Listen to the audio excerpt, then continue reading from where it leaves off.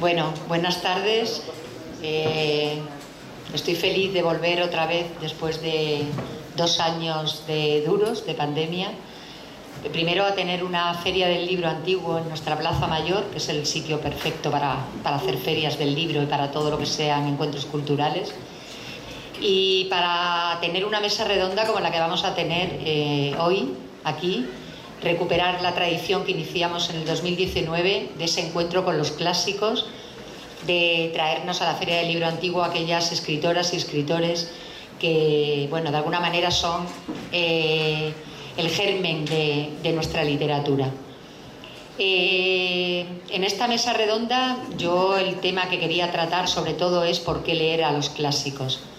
Recuperar esa idea de que los clásicos son un poco la base y el sustento del resto de las literaturas y de también nuestra forma de entender el mundo a través de las letras.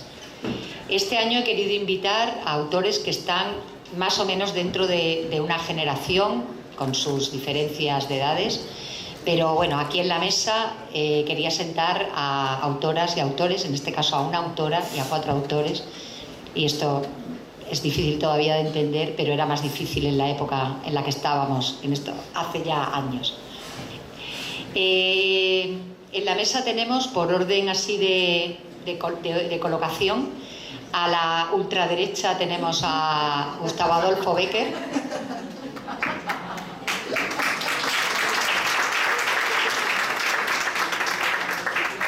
En la derecha, Benito Pérez Galdós.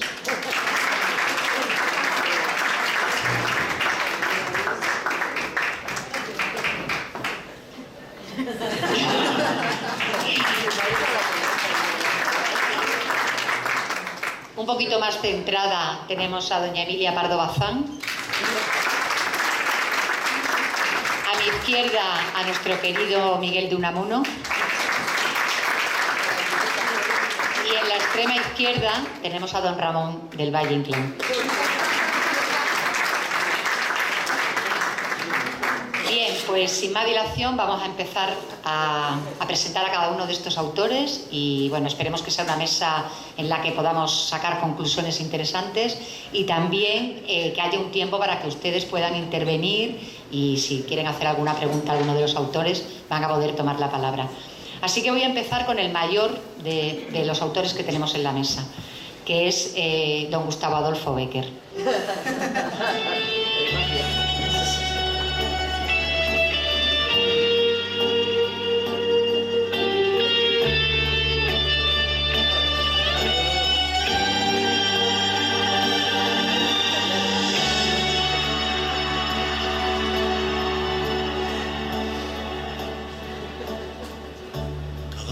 Que te beso me sabe poco, cada vez que te tengo me vuelvo loco. Marcos, corta. ¿Ve? José Luis Perales, Gustavo Adolfo Bécquer, no entiendo mucho, en fin. No sé. Marcos, compórtate un poco, por favor, desde la mesa, te lo pido. Y el pensamiento es necesario ejercitarlo. Se debe cada día y de nuevo pensar para conservar la vida del pensamiento. Gustavo Adolfo Bécquer nació en Sevilla el 17 de febrero de 1836. El padre era un pintor costumbrista de notable éxito, especialmente entre viajeros ingleses de la época. Cuando el futuro poeta contaba 5 años, murió su padre y su madre cuando tenía 11. El joven Bécquer estudió en el Colegio de San Telmo en condición de pobre, pero de familia noble. Su educación literaria fue clasicista, con especial aprecio a los poetas latinos y españoles del siglo de oro, Fray Luis de León, Herrera o Rioja.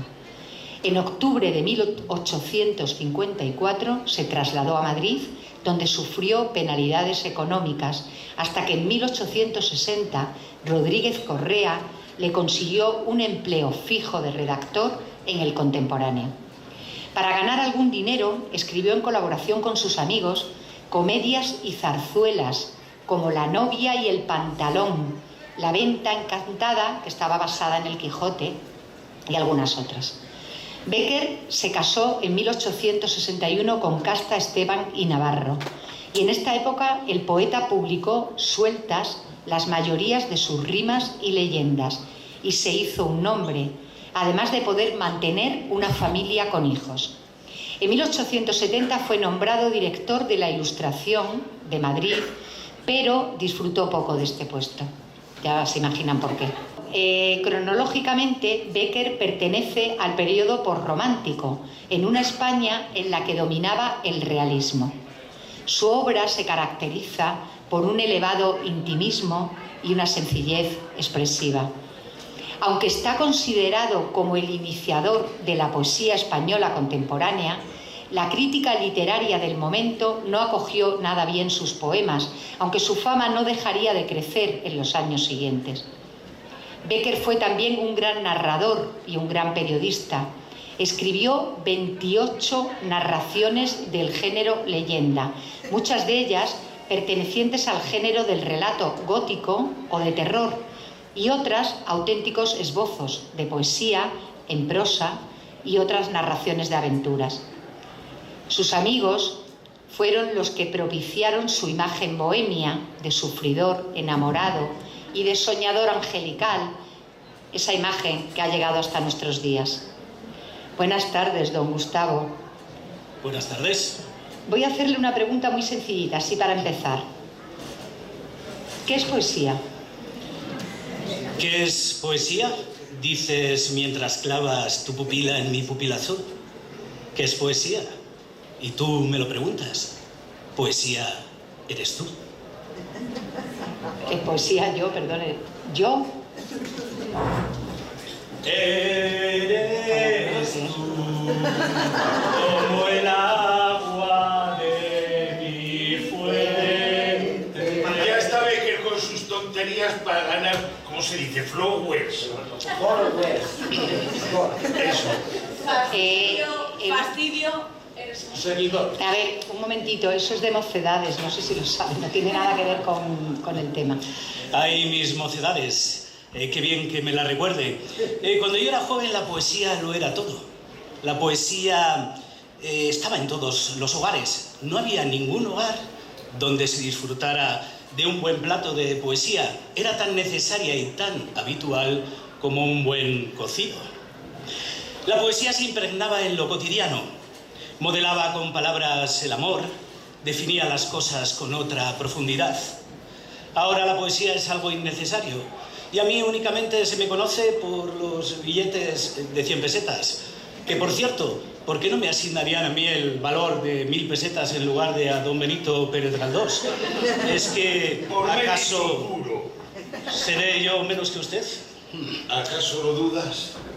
Pero volvamos a la cuestión.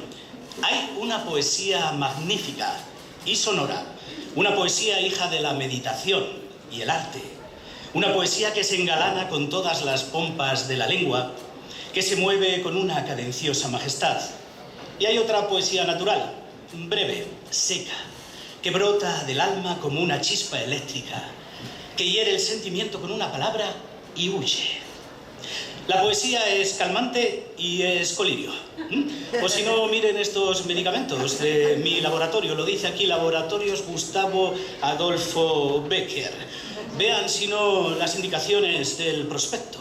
Aquí dice, en este calmante, dice un analgésico antiinflamatorio y antipirético de acción blanda caracterizado por versos expresados en asonancia y ritmos ondulantes. Es y al mecer las azules campanillas, un calmante, como les decía. Y aquí tenemos un colirio, que es poesía. Veamos lo que dice el prospecto. Colirio que contiene pupila y azul como principios activos que facilitan su administración. Pupila consigue una mejora de la rapidez de regeneración de las sustancias fotosensibles en la superficie de la retina. Ay, menuda obsesión tenía yo por las miradas y por las pupilas. Y he de reconocer con el paso del tiempo que me equivoqué. Las pupilas no son azules, son negras. Hay un científico... Brunas, oscuras, políticamente correcto, en algunos sitios utilizan incluso la palabra de color. Don Miguel, por favor, gracias. Gracias, don Miguel, por su vasto vocabulario. Hay un científico que dice que o bien me pasé media vida confundiendo el iris con la pupila, algo por otra parte habitual, o que el significado real de la pupila me iba al pairo, con tal de que no me estropeara una buena rima.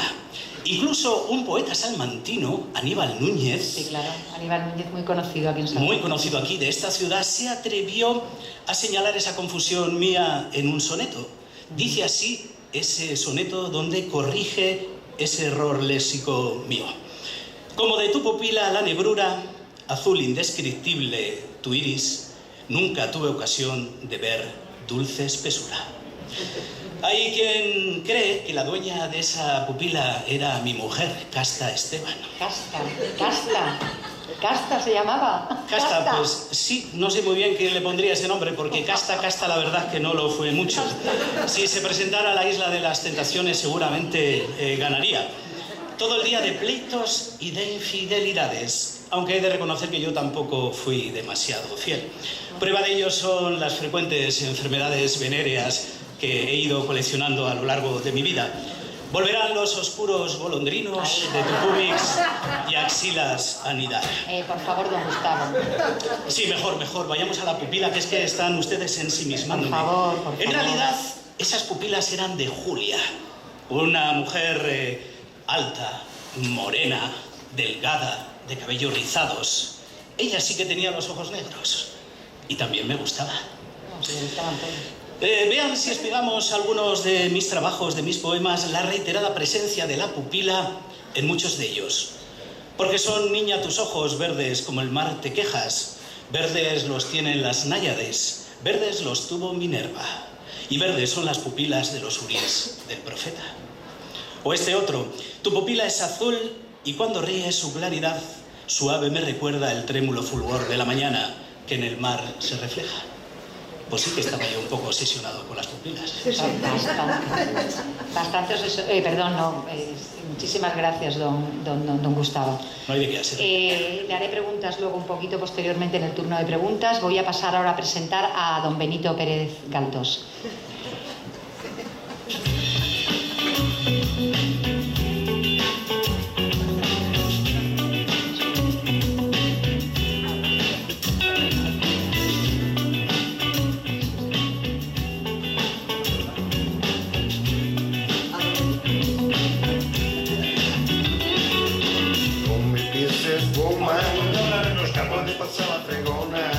Marcos, por favor. Luego hablamos tú y yo, ¿vale? Imagen de la vida es la novela y el arte de componerla estriba en reproducir los caracteres humanos, las pasiones, las debilidades, lo grande y lo pequeño,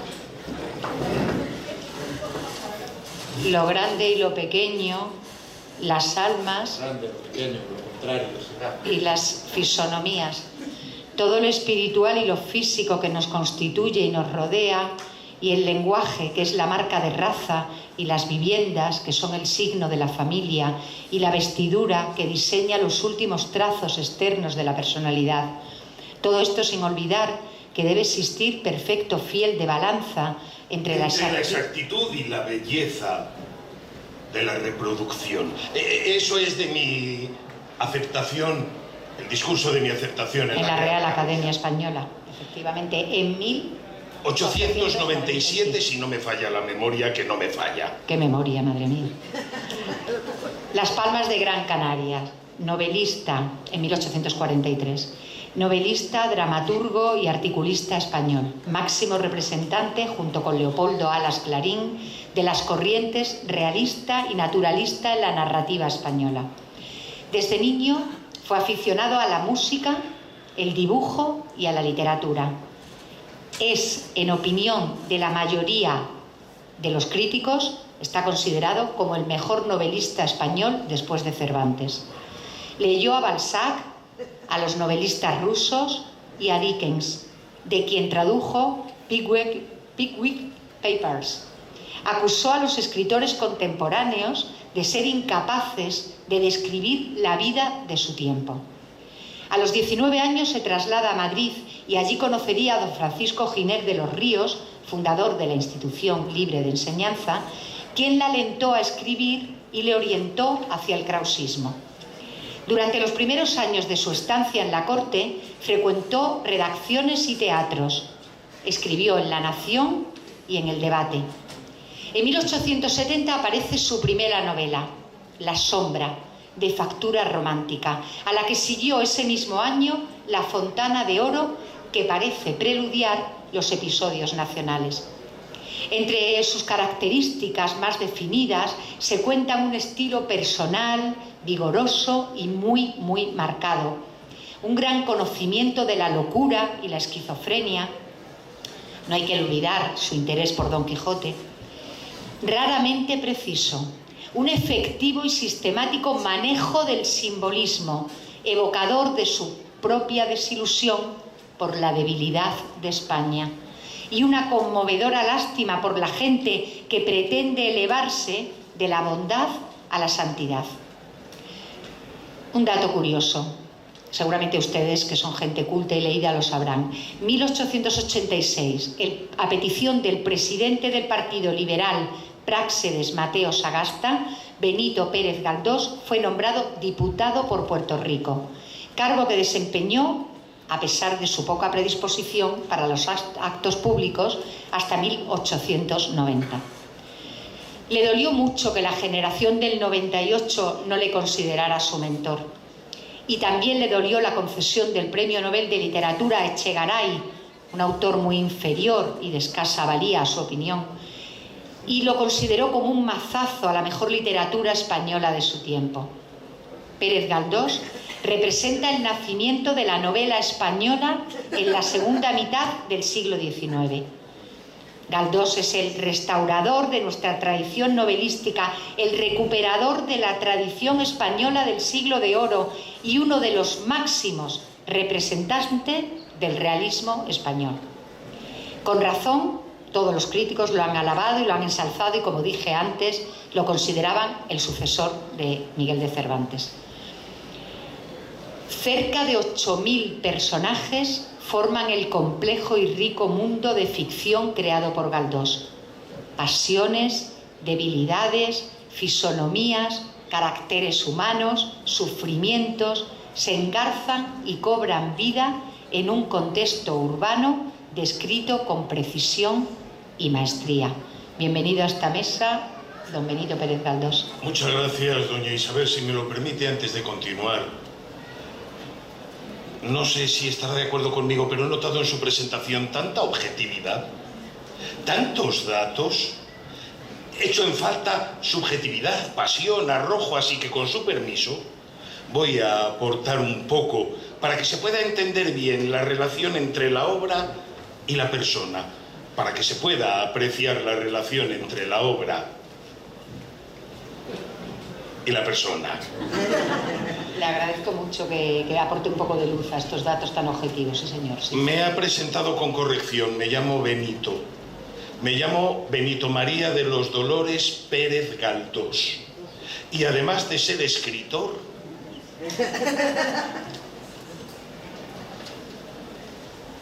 amo los garbanzos.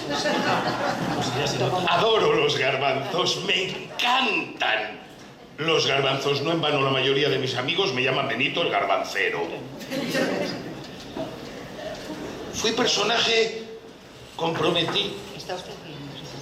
Sí. Fui personaje comprometido con mi tiempo. Fui abrazando y aceptando todas las nuevas tendencias que iban llegando aquí. Primero el krausismo, cuyas obras fueron automáticamente prohibidas en España. Faltaría más. Después un cierto socialismo que he de reconocer que me defraudó, como continúa defraudando hoy en día a muchos. Y no me quedó más remedio que acabar abrazado a la anarquía. Una anarquía pura, yo diría que casi primitiva. En cuanto a mis obras, soy discreto al hablar de mi vida. Pero si alguien desea conocerla, no tiene más que leer mis novelas, porque en cada una de ellas dejo traslucir la vida de quienes me acompañaron. Soy pícaro en amores y amante en picardías, camisones, saltos de cama y otras desnudeces varias. Está todo aquí. Qué vergüenza. Critico. Y siempre criticaré a quienes me apartaron, no por mis obras, sino por la ideología que transmitían mis obras. Son mediocres, rastreros, mendigos de una inteligencia que jamás obtuvieron y buscadores de una inteligencia que no poseen. ¿Me está llamando a mí mediocre, don Benito Pérez Galdós? ¿Mediocre a mí, el poeta del corazón, el poeta del amor? ¿No lo ha escuchado con atención? Anda, vaya a clavarle la pupila al alazán. Cuidadito, ¿eh? Ese tipo de cosas aquí no. No. Por favor, don Gustavo, compórtese. Mire lo que ha hecho. Ya lo ven. Es que, Yo soy el que probablemente hoy no habría escrito lo mismo que escribí ayer.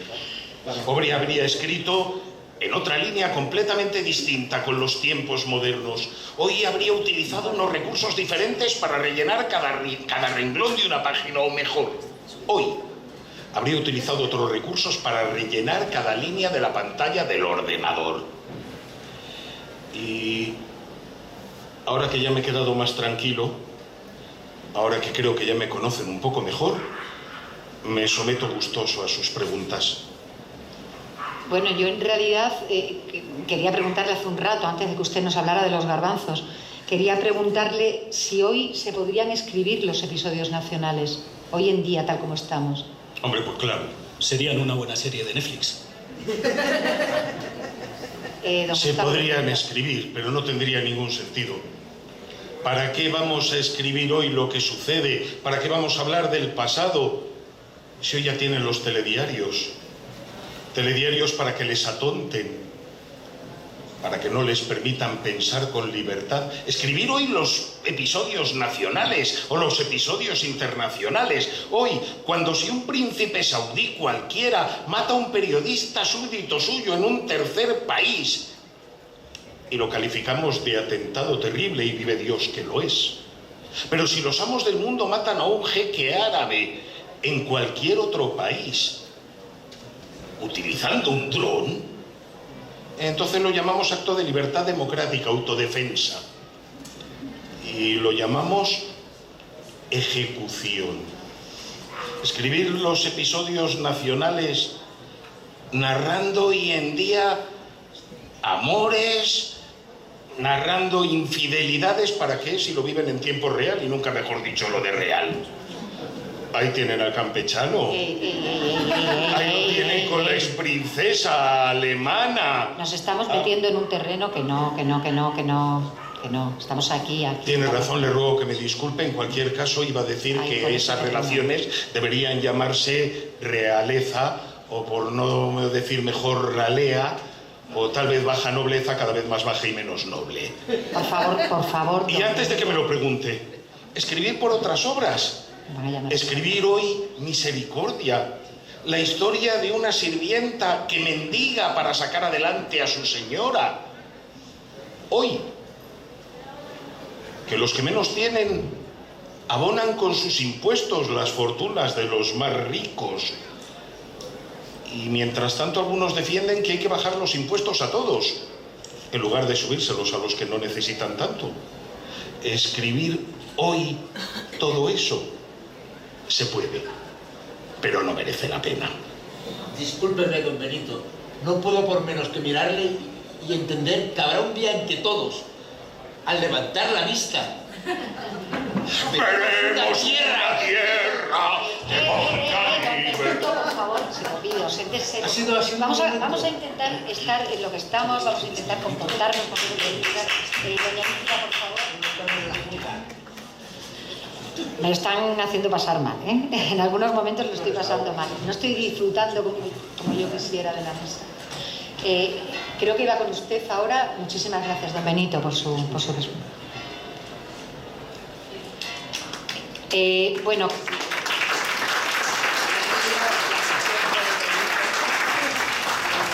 No es usted imparcial, doña Emilia, ¿eh? Sabemos todos lo que ha habido entre ustedes. Si tenemos que sacar aquí los trapos, los sacamos. Hubo. Bueno, lo que ha habido, dicho, hubo. Así que si hay que sacar los trapos sucios de todos, se sacan aquí también en la mesa. Centrémonos. No nos vamos a poner a conjugar los tiempos del verbo. A ver, efectivamente. A ver, con H y con B. Hubo.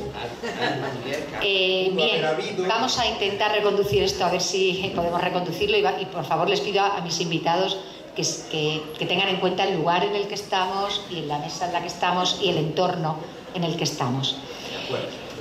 Tengo por importante entre todos el concepto de que la novela ha dejado de ser obra de mero entretenimiento, un modo de engañar gratamente unas cuantas horas, ascendiendo a estudio social, psicológico, histórico, pero al cabo estudio.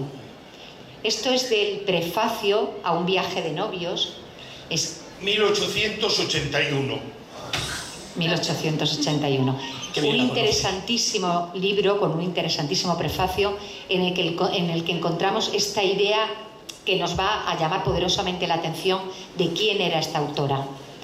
Nacida en La Coruña en 1851, escritora española, hija de los condes de Pardo Bazán. Lectora infatigable desde los 8 años. A los 9 compuso sus primeros versos y a los 15 su primer cuento, Un matrimonio del siglo XIX.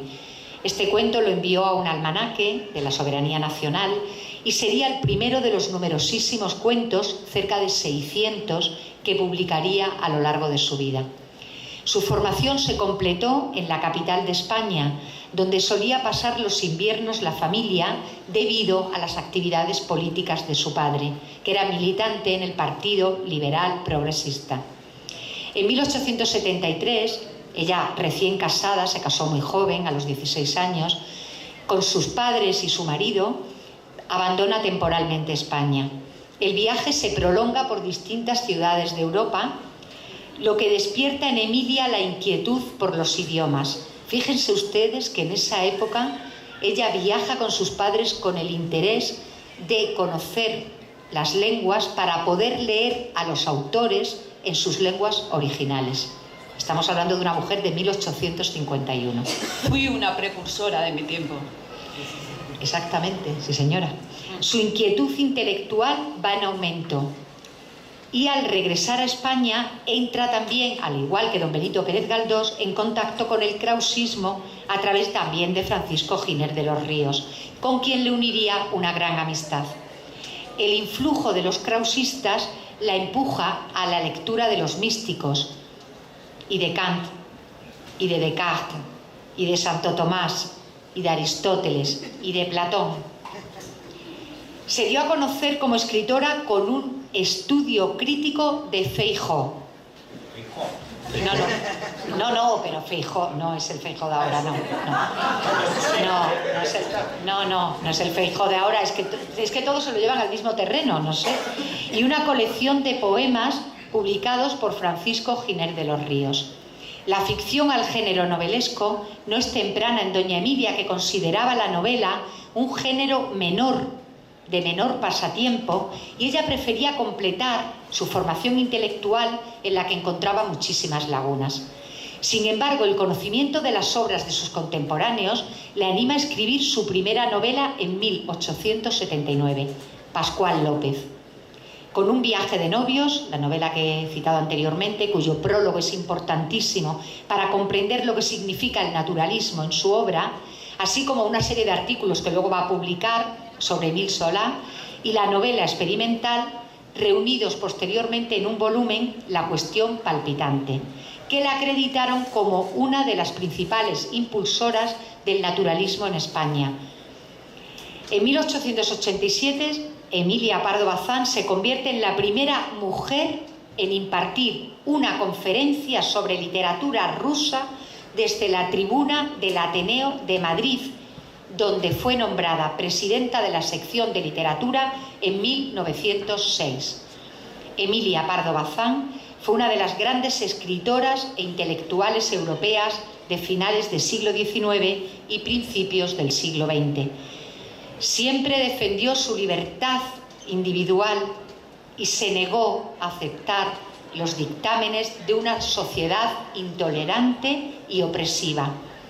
Fue una escritora, defensora del feminismo, que valiéndose de su don para la escritura y la comunicación, lanzó un mensaje en defensa de los derechos de la mujer.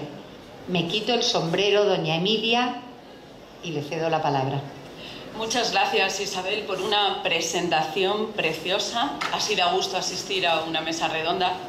Excesiva a mi juicio, pero bueno. Disculpe, pero ahora me toca intervenir a mí. Bueno, pues siento un poco de pena que en la mesa redonda haya poquita representación. Ha sido muy difícil femenina. encontrar representación. Yo también lo siento. Sin embargo, observando la sala, veo que hay muchas mujeres en un acto cultural, lo que me llena de gratitud y me llena de satisfacción. Y pienso que yo me sentiría muy a gusto viviendo en este siglo XXI en el que se ha avanzado bastante. Lo que se ha avanzado.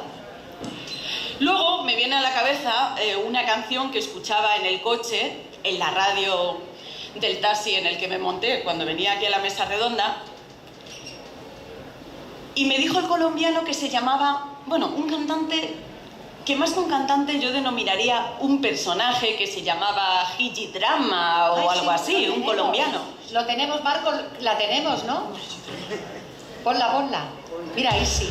Lamentamos interrumpir la rumba, pero quiero que ahora todas las mujeres se pongan contra la pared porque vamos a requisarla. Quita la canción, por favor. Sí, que la quite usted. Contra la pared.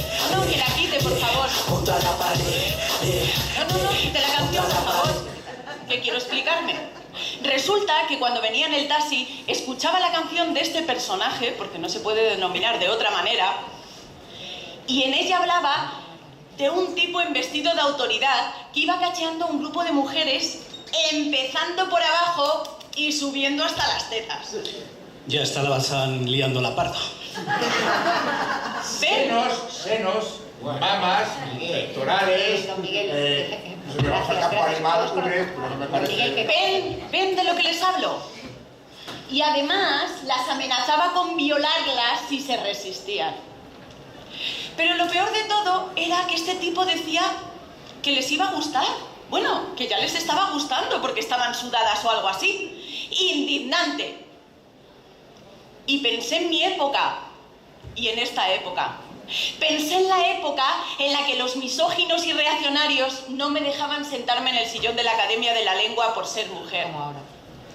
Y en este siglo, en el que tanto descerebrado se proclama dueño de las féminas, de su cuerpo y de sus sentimientos. Y me avergüenzo de igual manera de mi época y de esta. Sí, siento pena. Porque hace tiempo que yo pedía para las mujeres los mismos derechos que tienen los hombres. Hace tiempo que reflejé tal deseos en mis escritos, en las novelas y los artículos que publicaba en la revista La Ilustración Artística. Y con pena miro hacia atrás. Sí, don Miguel, con mucha pena. Sí, hay una enorme falta de memoria histórica. Sí, y con pena al ver que en esta época algunos periódicos, como El País o El Español, creyendo que me rinden homenaje al hablar de mi obra y de mis pensamientos, de mis sentimientos, me apodan precursora del feminismo. ¿Precursora yo? ¡Feminista radical y a mucha honra! Yo aún diría más, doña Emilia. Lo hemos discutido más de una vez. Masculinista, diría yo. Y ya sé que esto puede llevar a malinterpretar mis palabras y llevarlas al campo que más le interesa a quien le interese. Además, Ya lo aclararé. quiero matizar que hubo mujeres tan importantes como Carolina Coronado o Gertrudis Gómez de Avellaneda que defendieron los derechos de las mujeres mucho antes de que yo apareciera en la palestra. ¿Sí? ¿Verdad? Sí. Y ahí está la Coronado en su poema Libertad, hablando de las leyes que regían España. Y decía: ¡compañeras! Pero os digo, compañeras, que la ley es sola de ellos. Que las hembras no cuentan ni hay nación para este sexo. ¡Eso!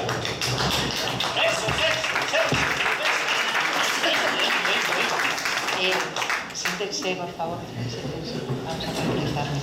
Usted no se ponga tan alterada, tranquila. Se puede, el discurso feminista no hace falta gritarlo tampoco. Bueno, Se pueden decir las cosas de otra manera. Tampoco, pero me emociono demasiado. No, pero tampoco hay que ponerse así. Que da un poquito de calma. Estamos Hoy, muy exaltadas todas. querida Isabel, cuando me da por recordar... Écheme aire, écheme Sí, aire. sí, sí. Écheme aire. Pues hoy cuando me da por recordar cuánto denuncié lo que decía la prensa de mi época, que llamaba crimen pasional a lo que es mujericidio, hoy me encuentro con personajes como estos. Los Tangana, los Maluma, los Omar Montes y otros seres que ni siquiera saben que la palabra respeto es algo más que una palabra escondida en el diccionario. Y ya lo dice en este tiempo Laura Freisas. Lo que ha sido en la casi totalidad de la historia la literatura, media humanidad hablando en nombre propio y en nombre de la otra media. La mujer como objeto o inspiradora del arte y el hombre como su único sujeto. Sí, misóginos como estos. Sí. Dese por aludido. Y también lo dijo mi querida Carmen Martín Gaite. También de aquí, de Salamanca. Sí, una mujer maravillosa y una escritora excelente. Ella decía que las mujeres no existían como tales. Las fabricaban los hombres. Eran el reflejo de lo que la literatura registraba, bien superficialmente, porque en su verdadera condición, en la naturaleza de sus ansias, contradicciones y sufrimientos, no profundizaba nadie. Nuestras ansias, nuestros sentimientos, nuestras contradicciones. ¡Ay, mi quiño mío! Sí, mírame así. ¿Recuerdas cuántas veces se me tachó de poco honrada al estar separada de mi marido y mantener relaciones con otros hombres sin ocultarlas? Creo que no hace falta que cuentes aquí en la mesa tampoco. Nadie, sin embargo, te dijo nada Estamos hablando de literatura. cuando hacías lo mismo o algo parecido. Pero, a ver, que estamos hablando de literatura, doña... Esa es la doble moral, la de mi época y la de esta, plagada de manadas de abusadores y de violadores, o de gentes que no dejan que la mujer consiga su destino propio. Y ayer y hoy. ¿Verdad, don Gustavo Adolfo Claudio Domínguez Bastida? No sé yo si pensaba en usted Rosa Rossi cuando escribía lo siguiente. Escuche. Con algunas excepciones, nos encontramos en la poesía occidental delante de la primacía absoluta de un yo masculino hablando a un tú femenino. ¿Cuánto me hubiera gustado conocer a Rosa? Seríamos buenas amigas. Ay. Pero bueno, que yo quería haber hablado de Pazos y Tulloas.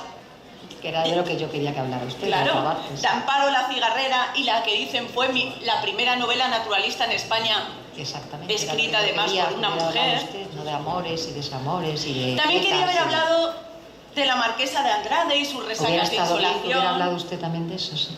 Y de este libro de Insolación, que supuso, según los que estudian mi obra, la ruptura con el naturalismo y el inicio de mis contradicciones literarias. Pero no, que cuando venía hacia aquí me crucé con esta canción del siglo XXI y retrocedí al siglo XIX en un momento. O al XV, o al XI, o al inicio de los tiempos. Pero quiero decirles que cuando miro atrás, veo a una mujer entera, apasionada, vital. Cuando miro atrás, veo a una mujer, sí, señor, igual que un hombre. Igual que un hombre. Miro hacia atrás y veo mis escritos, mi familia. También veo a mi miquiña, a mi monín, al pánfilo de mi corazón. Va a dar una subida de azúcar a todos. Madre mía. Y sigo siendo tu peinetita, tu rata, tu buitra. Ay, qué curso. Qué curso. Miro hacia atrás Y recuerdo aquel día en el que nos cruzamos furtivamente en unas escaleras y yo te dije así por lo bajín y... ¡Adiós, viejo chocho! Y yo le respondí, sin ánimo de polémica ni de maldad ninguna: adiós, viejo chocho. O era adiós, chocho viejo. Y los dos reímos nuestro juego de palabras que no escondía maldad. Vagina, No, por Dios, no. Otra vez. Pues tiene que buscar usted todo el tiempo sin Miguel Sierra. Es que no entiendo por qué está ¿No le siempre parece buscando... que está rebajando ¿Nos mucho estamos el yendo nivel otra vez? léxico de la charla? Disculpen que todavía no he terminado mi intervención, por favor. Calma, Miguel, que nos conocemos y sabemos lo que Yo no pasa voy siempre en las mesas contigo. Don No sé si voy a... Don Ramón, Disculpen, no ha terminado. disculpen, no he terminado mi discurso. Me desordenaste los Don papeles. Miguel, por favor, don Ramón, por favor. Bueno, ya. Gracias. Continúe. Bueno, pues quería decirles para finalizar, Un poquito de por respeto. favor, ¿me dejan terminar? Sí, discúlpeme. Vale, gracias. Pues quería decirles que cuando miro atrás me veo a mí. Veo a una mujer, veo a una escritora. Sí, señores y señoras, y me veo a mí, a la escritora Emilia Pardo Bazán.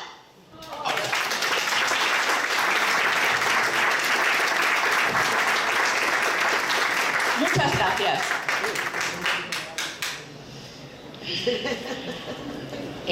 Gracias, doña Emilia. Muy amable, Isabel. Isabel, muchas gracias. Sí, ahora ya se tranquiliza un poquito y Sí, bebe sí. agua, respira y tal. Bueno, pues a mi izquierda, como decía, don Miguel de Unamuno, de sobras conocido en esta ciudad.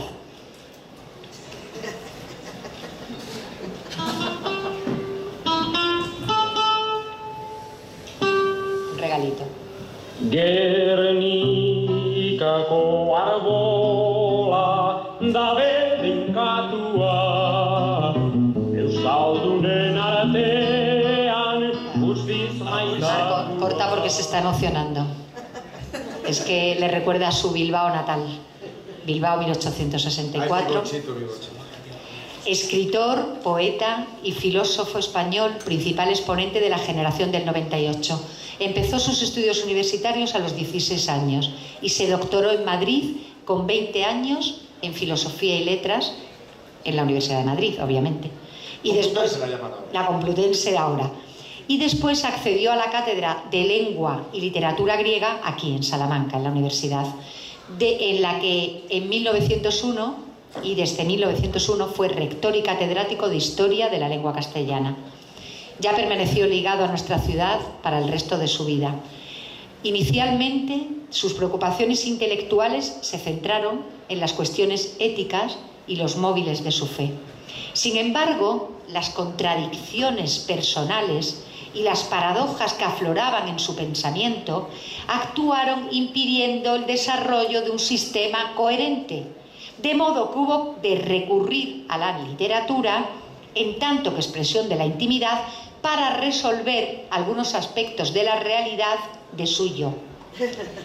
Esa angustia personal y su idea básica de entender al hombre como ente de carne y hueso y la vida como un fin en sí mismo se proyectaron en muchas de sus obras como soliloquios y conversaciones o del sentimiento trágico de la vida en los hombres y en los pueblos. El primero de los libros, en realidad, fue un conjunto de 5 ensayos en torno al alma castellana, en los que se opuso al tradicionalismo, a la búsqueda de la tradición eterna del presente y defendió el concepto de intrahistoria, latente en el seno del pueblo frente al concepto oficial de historia. Según propuso entonces, la solución de muchos de los males que aquejaban a España era su europeización. Sin embargo, estas obras no parecían abarcar desde su punto de vista aspectos íntimos que formaban parte de la realidad vivencial. De aquí que literaturizase su pensamiento, primero a través de un importante ensayo sobre 2 personajes claves de la literatura universal en la vida de Don Quijote y Sancho, obra en la que, por otra parte, y en flagrante contradicción, de nuevo, con la tesis europeísta defendida en libros anteriores, proponía españolizar Europa. Al mismo tiempo, apuntó que la relación entre los dos protagonistas de Don Quijote de la Mancha simbolizaba la tensión existente entre ficción y realidad, locura y razón, que constituyen la unidad de la vida y la común aspiración a la inmortalidad. Sí, yo me fijo. Sus poemas y sus obras teatrales abordaron los mismos temas de su narrativa, los dramas íntimos, amorosos, religiosos y políticos, a través de sus personajes conflictivos y sensibles ante las formas evidentes de la realidad. Evidente.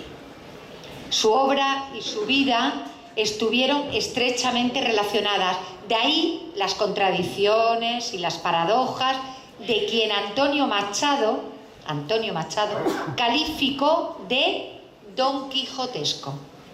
Considerado como el escritor más culto de su generación y uno de los mayores articulistas españoles, el primer artículo creo que lo escribió a los 15 años. 15 años.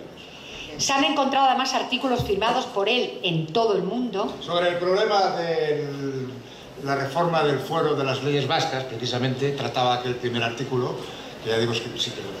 No, sí, está muy bien su aportación, se lo agradezco mucho. ¿Cómo cenar? Estamos en la... Sí. No sé, me perdí. Bueno, nada, para terminar, fue todo un intelectual inconformista que hizo de la polémica una forma de búsqueda. Así que, don Miguel, ya que hablamos de literatura clásica y que usted, además de escritor, es un catedrático de griego, que ya sabemos que es la lengua clásica por antonomasia junto con el latín, ¿qué es un clásico? Pues si me lo permite, doña Isabel, antes de contestar la pregunta, permítame felicitarla por esta magnífica serie de presentaciones que está vertiendo aquí sobre la mesa, tanto de mis acompañantes en la misma como de mi misma persona. Ya digo, unos magníficos datos biográficos, notas sobre nuestra obra, estupenda recopilación, un magnífico trabajo sobre lo que en lo que a mí respecta, por otra parte, no puedo sino estar en completo desacuerdo. O sea... Contradictorio. Pues ya está. Sí, no, pero... usted diga. No, quiere decir, a ver, fundamentalmente no es la cosa... ¿Me puede decir?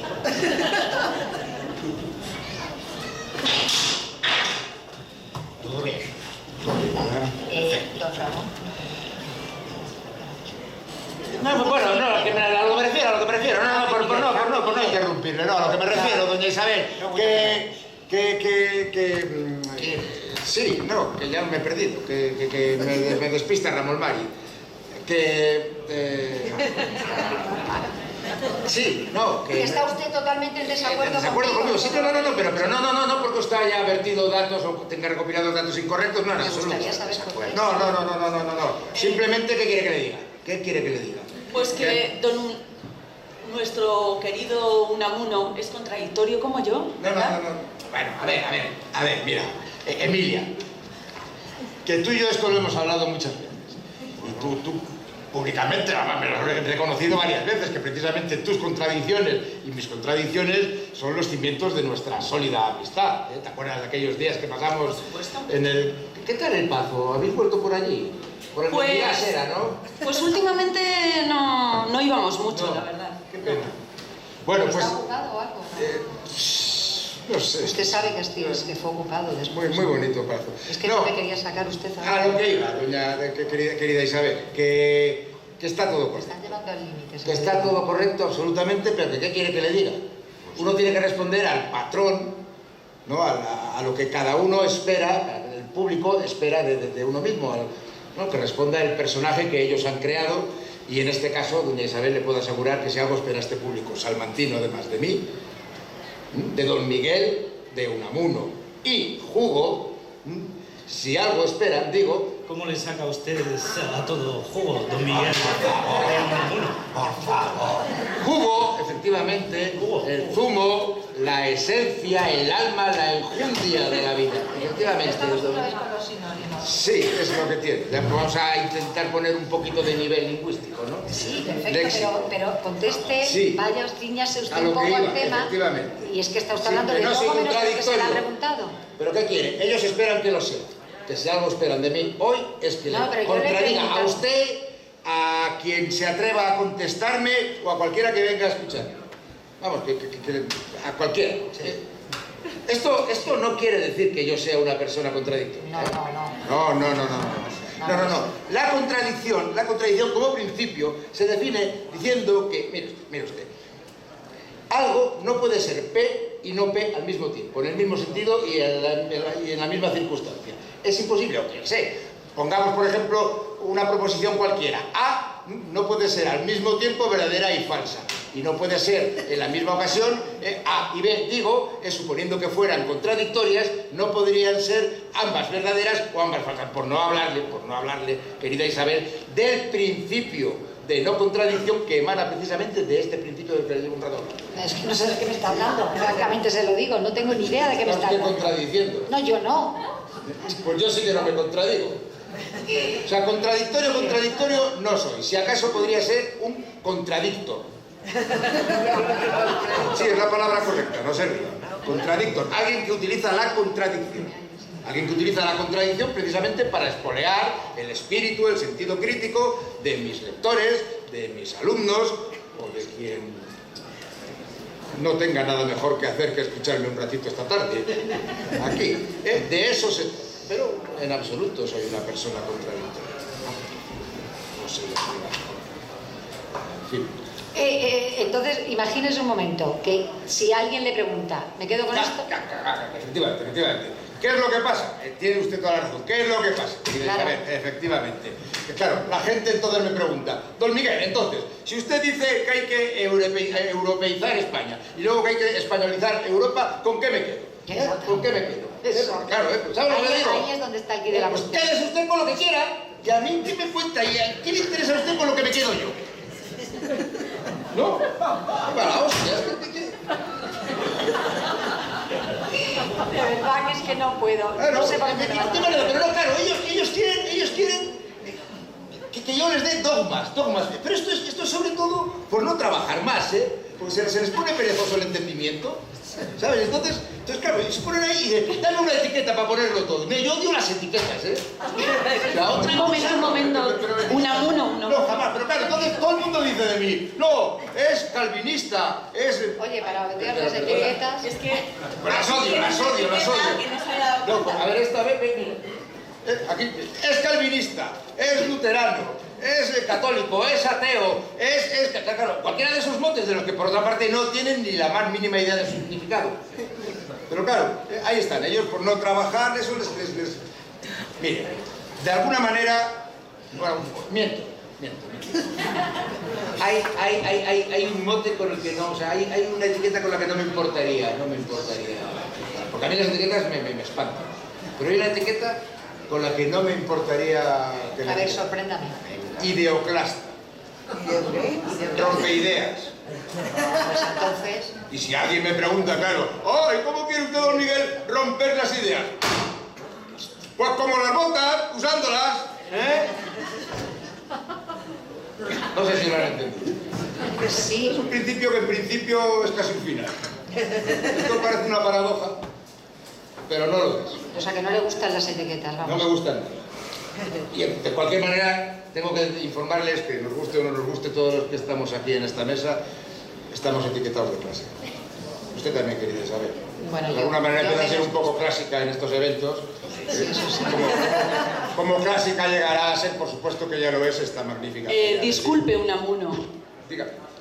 Yo la única etiqueta que me puedo poner es la de feminista radical. Empezamos. Y yo la de romántico. La seguimos. Ya estamos en lo que está. ¿Y usted podría ponerse alguna etiqueta que definiera un poco? Imposible. No, porque yo como algo que le defina como a usted. Cualquiera que quiera llegar a alcanzar el máximo nivel de sabiduría, Miguel de Unamuno y Hugo es exclusivamente especie única. Pues mire qué casualidad. Las etiquetas sí me gustan. Pues fíjese qué casualidad. Tengo aquí una etiqueta que pone especie. Anda, mira. Se acabó la de Miguel de Unamuno, se acabó la de Iconoclasta, se acabó. Pues ya hemos terminado. Hemos terminado. Pues muchas gracias, don Miguel de Unamuno. Sí. Sí, muchas gracias.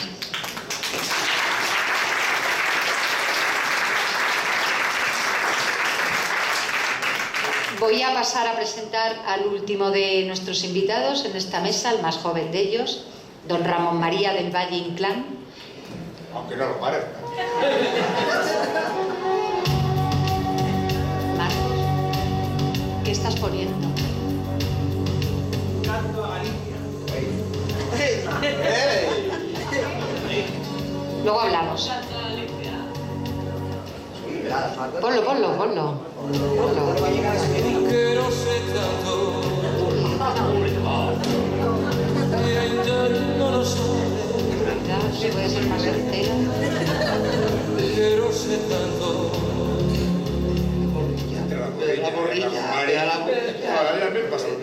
La borrilla. Porque esta me gusta. Marcos, luego ya, si eso ya hablo con Félix, con tu jefe, ¿vale? La deformación deja de serlo cuando está sujeta a una matemática perfecta. Mi estética actual es transformar con matemática de espejo cóncavo las normas clásicas. ¡Eso es de Luces de Bohemia! Pues sí, es de Luces de Bohemia. El empollo de la... Pues claro. Sí, es de Luces de Bohemia, efectivamente. Domenico se lo sabe todo, ¿verdad? ¿De dónde es esto? 1924. Exactamente, para no gustarle las fechas y los datos se los conoce bien. Bueno, no quiero entrar en polémica con usted. Don Ramón María del Valle Inclán nació en Villanueva de Arousa. Sí, es gallego, por tanto, por ese canto a Galicia ahí que hemos tenido con nuestro Julio Iglesias, que no me pega para nada con usted. Por otra parte, a usted le gusta mucho, ¿no? Tenemos mucho en común, ¿eh? ¿Tenéis? Muchos hijos Ah, también, sí. muchos hijos. Ah, también muchos. Julio y yo, muchos hijos. Claro, pues eso. Bien.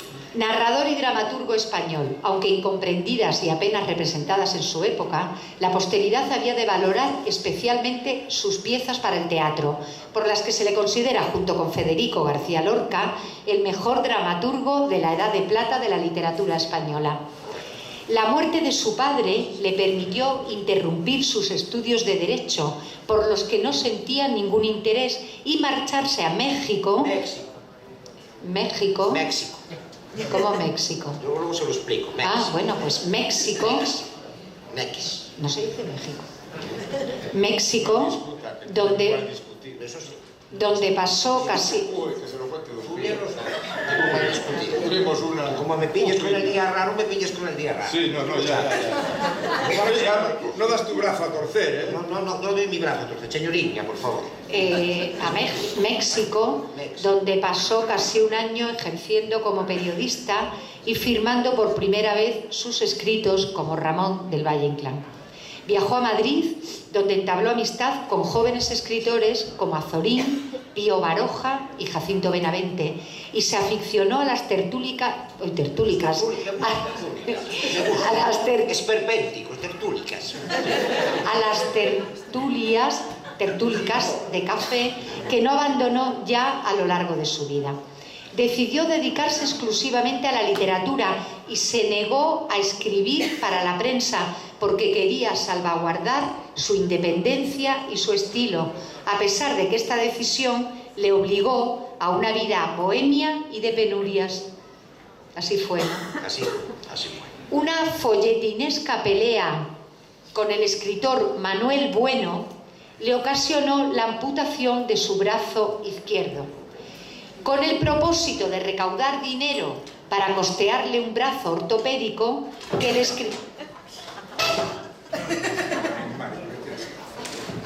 Déjame que ponga el brazo. Ya perdiste otro tornillo. Pues ya está. Ese es su brazo ortopédico. Este es mi brazo, que no lo doy nunca a torcer, además, de verdad. Miren qué cosas las pongo. A veces tengo el muy en fondo. Bueno, luego ya le buscamos la solución. Bueno, yo tengo entendido que nunca utilizó su brazo ortopédico. Nunca lo utilicé. Tengo yo un orgullo que como por utilizarlo, pero lo tengo aquí bien. Sí.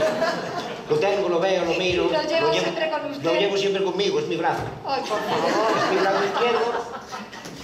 Se lo compraron por coestación popular, ahora lo llaman crowdfunding. Bueno, pues En fin, bueno... Tengo mucha mano izquierda, como les veo. Pero gracias a él representaron su primera obra teatral, ¿no? Que se llamó Cenizas. Yo creo que un poco va por ahí lo de eres un cenizas, no tiene nada que ver. Puede ser. Puede ser o... Un fracaso. Sí, vaya, lo siento. No quería llevarles de ahí. No pasa nada. En fin, a pesar de sus fracasos teatrales, hacia 1916 ya se le consideraba un escritor de prestigio y una autoridad en pintura y estética, por lo que el Ministerio de Instrucción Pública y Bellas Artes lo nombró titular de una nueva cátedra de estética en la Academia de San Fernando en Madrid. En 1933 fue nombrado director de la Academia Española de Bellas Artes en Roma, ciudad en la que vivió un año. ¿Llegó usted a hablar un poco de italiano? Piano. Ma no troppo. Enfermo, regresó a España y fue ingresado en una clínica de Santiago de Compostela. Me llama la atención porque en toda la información que he buscado sobre usted siempre quiso ser ingresado en Santiago de Compostela. ¿No estaba seguro de la sanidad pública del resto de España? No es una cuestión de sanidad, es una cuestión de morriña. El gallego siempre tira para el grelo, es una cosa. Siempre. Sí, bueno, me llamaba la atención porque se reincide en que usted fue ingresado en Santiago de Compostela. Y allí manifestó su hostilidad hacia el gobierno de derechas, ¿no? Ya. Su producción literaria es muy amplia y compleja, porque si bien tocó casi todos los géneros, nunca se ciñó a sus normas y rechazó la novela y el teatro tradicionales. Estéticamente siguió dos líneas, creo, si no me corrige, por favor, si me equivoco. Una poética y estilizada, influida por el simbolismo y el decadentismo, que lo inscribió entre los modernistas. La otra es la del esperpento, que predominó en la segunda mitad de su obra. Es así, ¿no? Así es, sí. Con Hay una que visión... fusilar a los Quinteros, yo siempre lo digo. Hay que fusilar a los Quinteros. Sí. Con una visión amarga ya y distorsionada de la realidad que le convierte en palabra de Pedro Salinas en hijo pródigo del 98. La obra dramática de Valle Inclán es probablemente la más original y revolucionaria de todo el teatro español del siglo XX. Rompió con todas las convenciones del género. En palabras de su autor, creo que dijo usted exactamente, yo escribo en forma escénica, dialogada casi siempre, pero no me preocupa que las obras puedan ser o no representadas más adelante. Escribo de esta manera porque me gusta mucho, porque me parece que es la forma literaria mejor, más serena y más impasible de conducir la acción. Valle Inclán dio el nombre de esperpentos a 4 obras: Luces de Bohemia, Los cuernos de Don Friolera, Las galas del difunto y La hija del capitán. Y el autor puso en boca del protagonista de Luces de Bohemia, Max Estrella, la explicación a la necesidad de crear un nuevo género escénico. La tragedia clásica no podía reflejar la realidad española porque ésta se había convertido en una deformación grotesca de la civilización europea. El esperpento fue, pues, para Valle Inclán, una moderna concepción de la tragedia. Don Ramón, ¿qué echa usted en falta en la dramaturgia actual? Café. ¿Cómo café? Pues sí. Yo había pedido café. Yo pido café y no me traen café, pero vamos, ¿qué demonios significa esto? Este agua embotellada en esta especie de material que trata de imitar el vidrio.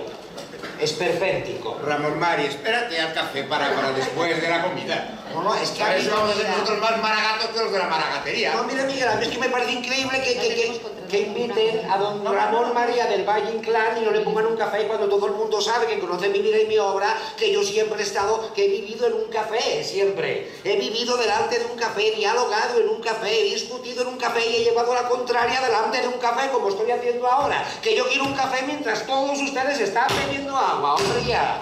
Fíjate, yo no necesitaba ni café para llevar la contraria. No, y no crean que como el resto... Espérate, ¿dónde vas, Ramón Mari? No puedo, manco, ¿me ayudas? Porque no puedo con la mano, no puedo con la mano, hombre. Café mío. No sé, déjame pensar. Lo que estoy pensando. Yo no me voy a presentar con el resto de mis compañeros, que bien conocida es de sobra mi mala leche.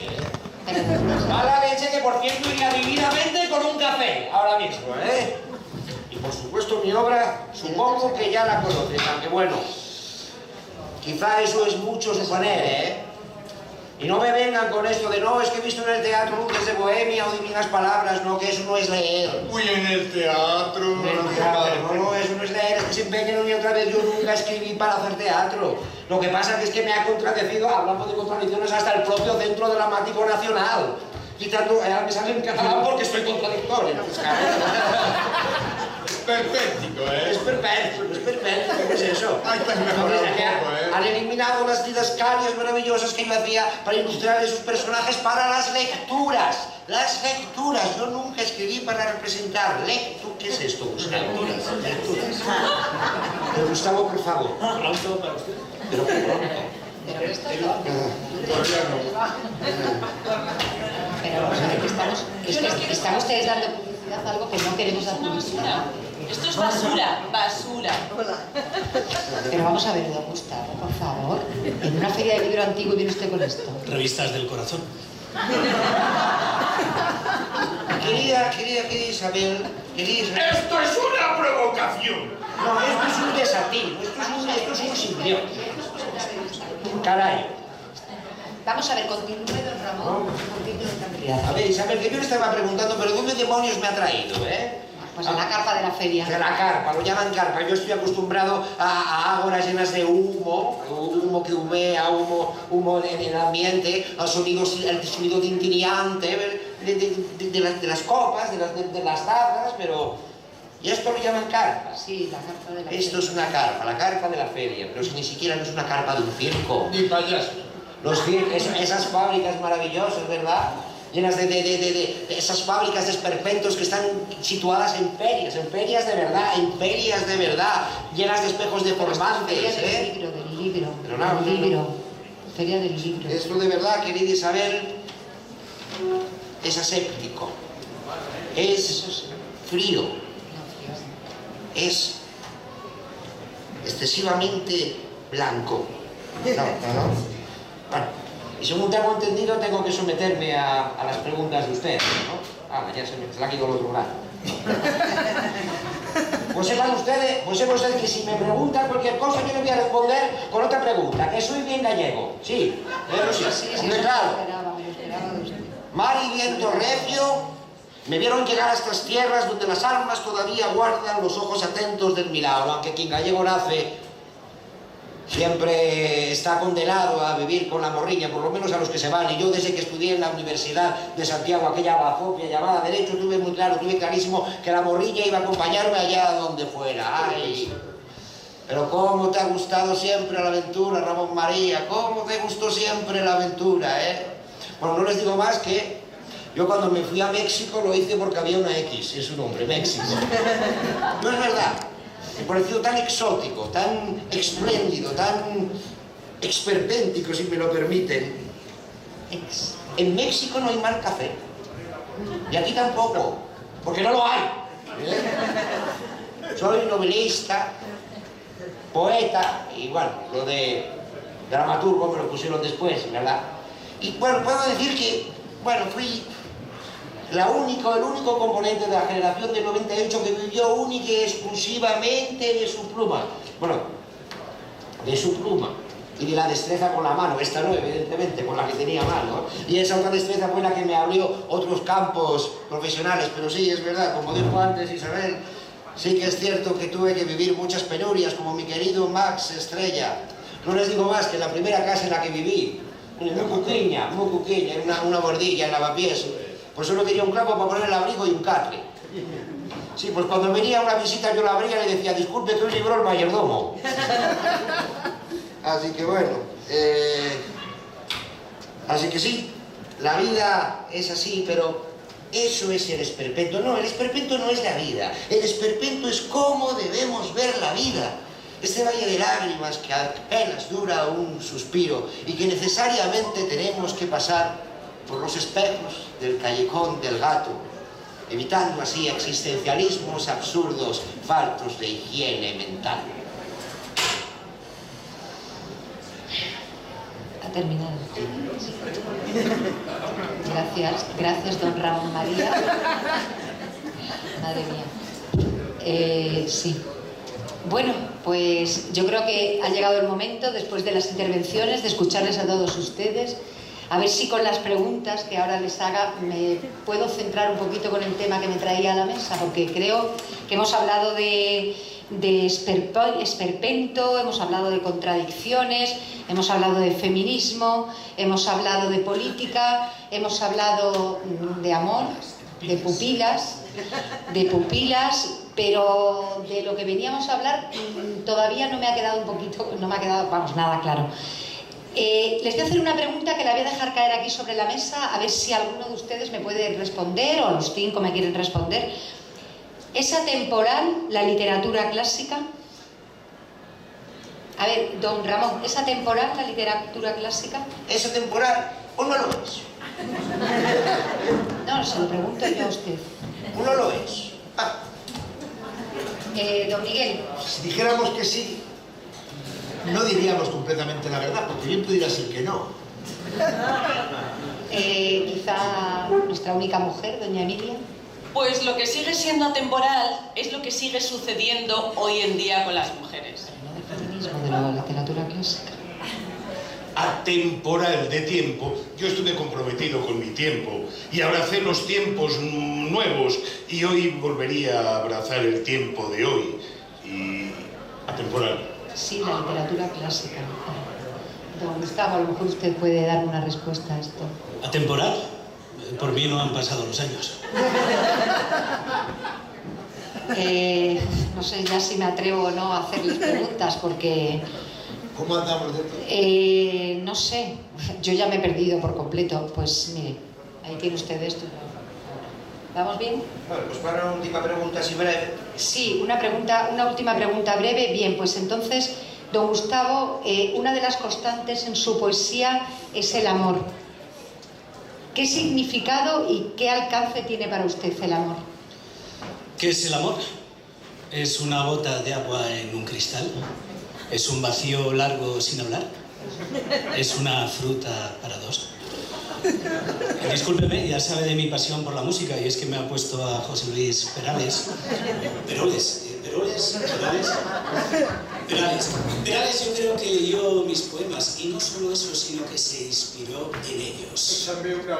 Perales es el Becker de la música melódica, junto a los Pecos. ¿Qué es el amor? Me preguntan. ¿Qué es el amor? El amor es mi única felicidad. Escribí en su momento en una revista del corazón. Necesito alimentarme de pasión. Necesito acariciar las palabras con las que nombro el sentimiento. Un rumor de alas, un batir de besos. Bueno, al revés, un rumor de besos y un batir de alas. Dicen que yo era un romántico de los de verdad y no de los de nómina, pero yo me considero más bien un post-romántico.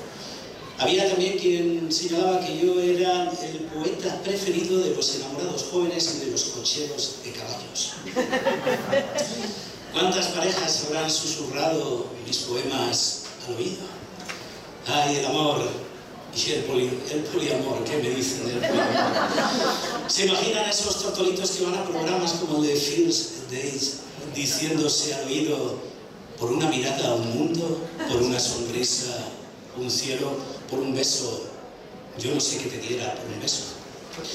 Qué importantes son las palabras para esto del amor y para la seducción.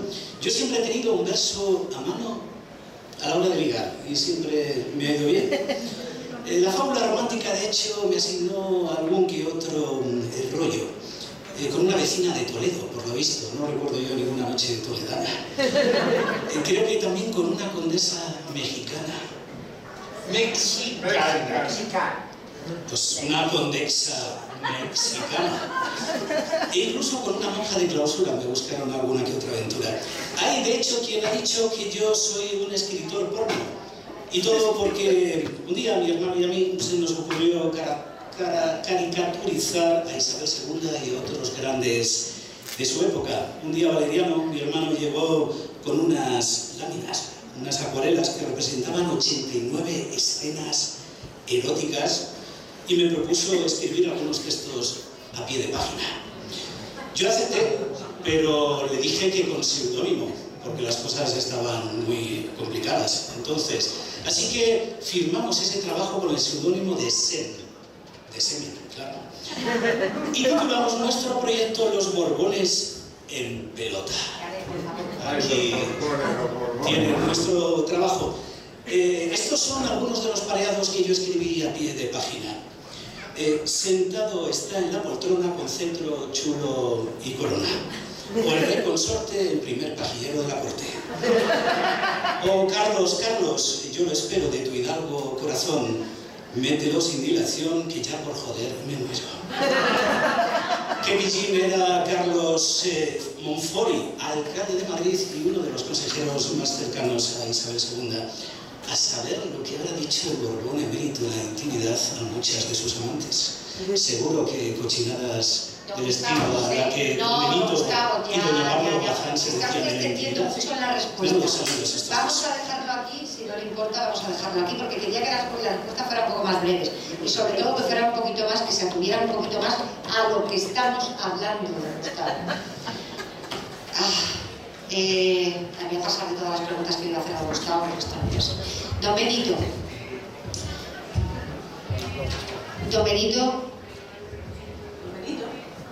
Tengo aquí tantas preguntas que no sé ni por dónde empezar.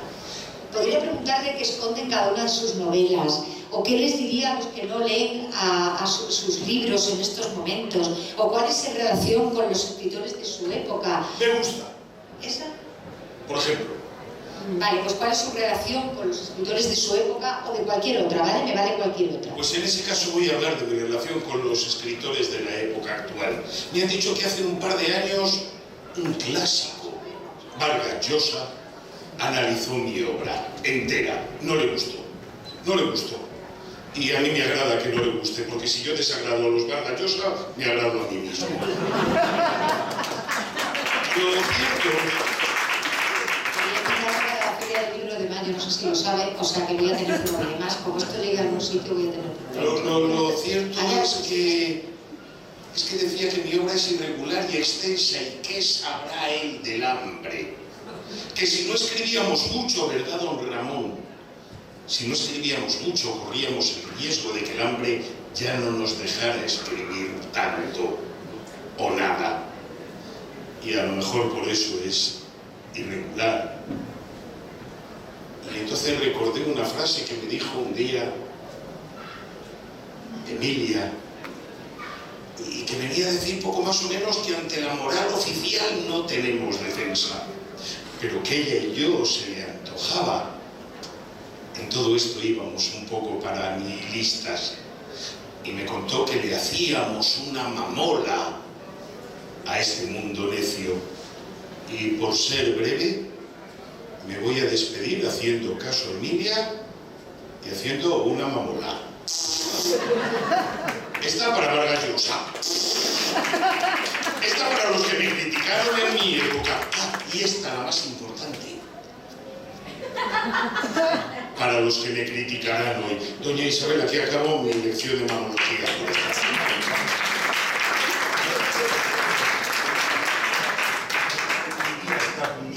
Que me pregunta si sé hacer peinetas. Gracias, don Benito, gracias. Placer. Doña Emilia, a ver si usted consigue ajustarse y ser un poquito más breve también a la pregunta. Me gustaría preguntarle qué le dirían a aquellos que nunca han leído o que nunca leerán sus obras. ¿Qué les diría? Bueno, les preguntaría qué han encontrado en la vida que resulte más interesante que un buen libro. A lo mejor resulta que me estoy perdiendo algo importante y que en mucho escribir y en mucho amar pues no me permitieron encontrarlo.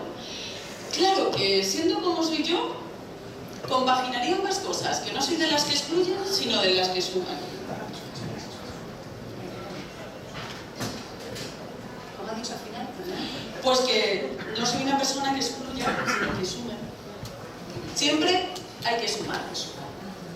Pues muchas gracias, doña Emilia. Don Miguel, a usted le voy a hacer una pregunta siguiendo en esta línea de si reniega de la fama de hombre contradictorio que se le atribuye. Hombre, los clásicos ya tenemos claro qué es lo que son. Algo a lo que le ponemos la etiqueta de clásico. O sea, es algo que por ejemplo, que todos los que estamos aquí somos unos clásicos.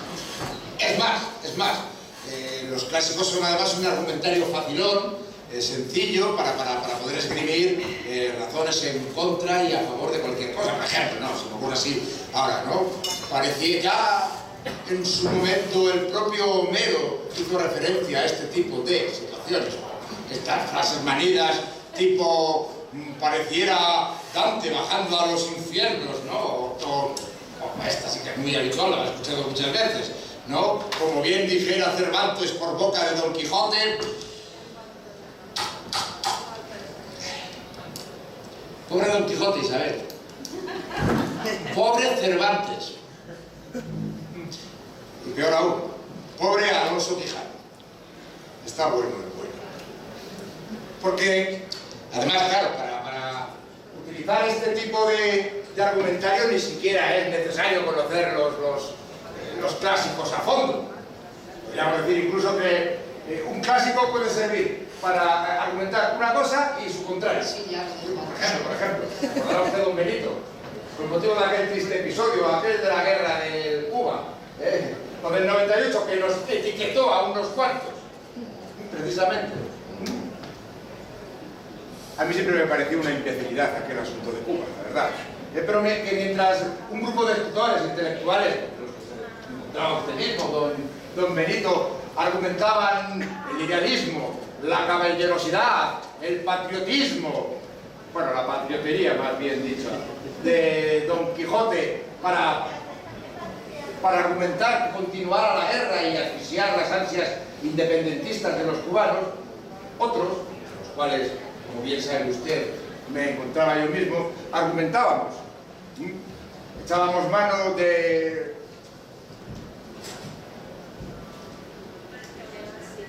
Alonso Quijano, el bueno, de su racionalismo, de su apego al mundo para exigir que se acabara el conflicto cuanto antes y para apostar, como siempre, por la paz.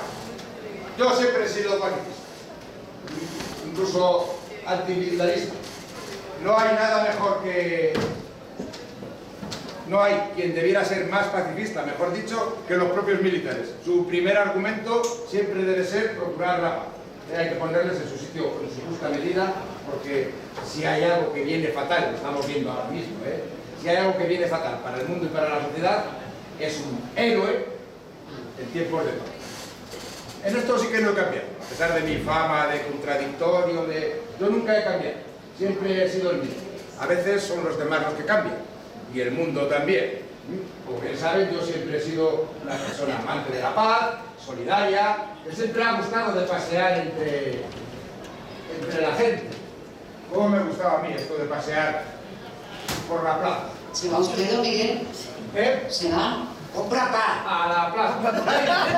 Sí, el pan. Don Carlos ahora. Un pan duro. ¿Cómo? Vamos a ver un momento. ¿Cómo me gustaba a mí No se puede poner.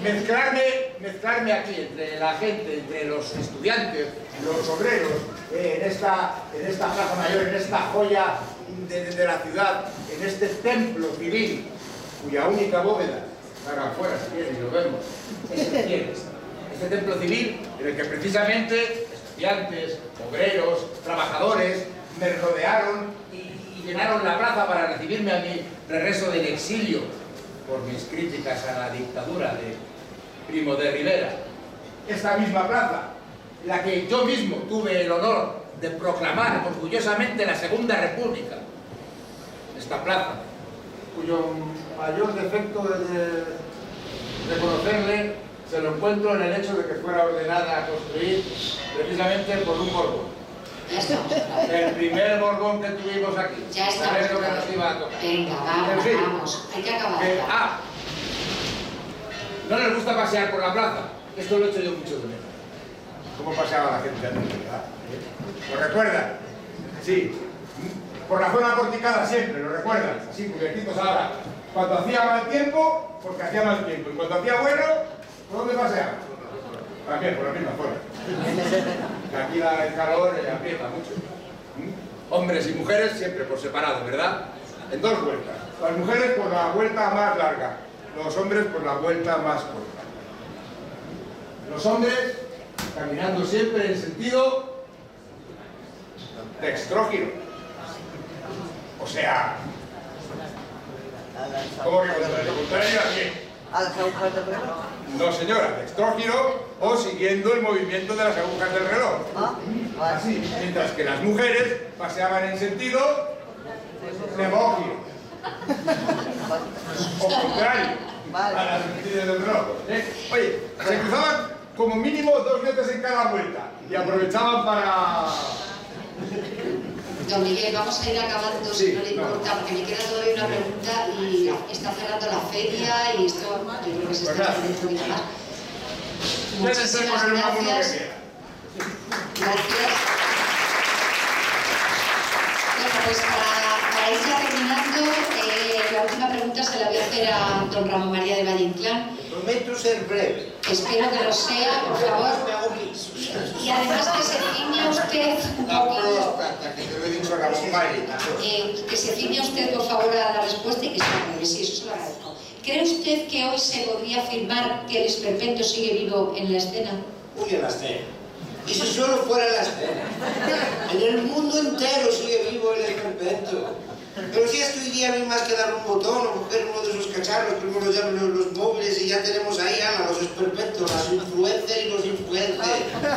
Que yo inventé el esperpento, pero mucho me temo que se me ha ido de las manos.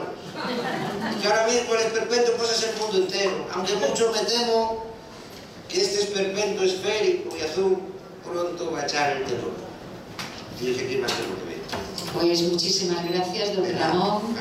Quería, para terminar, un breve titular de cada uno, por favor, sobre la mesa de los clásicos. Un brevísimo titular. Sí. En España podrá faltar el pan, pero el ingenio y el buen humor nunca se acaban.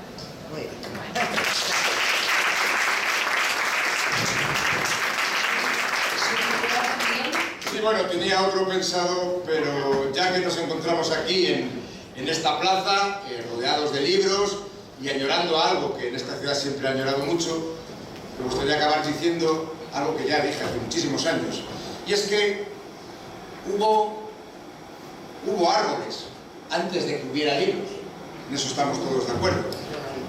¿Y acaso, cuando acaben los libros, siga habiendo árboles?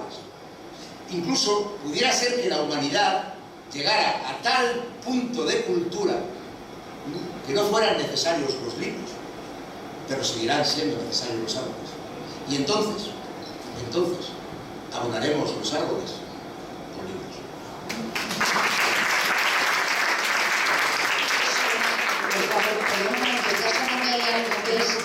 A veces digo unas cosas que me... Todo controlado, todo controlado. No, pero vamos, usted no es el que controla, es el yo que suena ahí.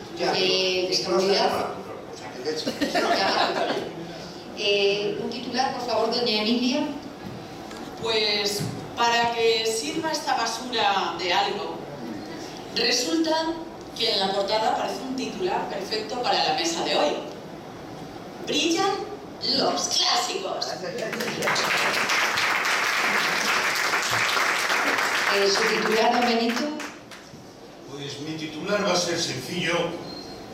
La España de hoy vuelve a adolecer de graves episodios de nacionales. ¡Miau! No nos libramos de ellos ni de misericordia. ¿Su titular, don Gustavo?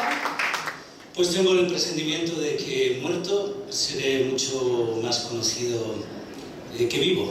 Todo un hombre de leyenda. Y nada más. Bueno, pues así acabamos esta mesa redonda de clásicos. Le emplazamos a todos ustedes al próximo viernes, en el que tendremos una mesa una conferencia de animales. Vamos a ver qué es eso, una conferencia de animales. ¿De acuerdo? Así que si están dispuestos a acompañarnos, aquí les esperamos. Gracias a los... ¿Pero qué están haciendo? Vamos a acabar en condiciones en una mesa redonda.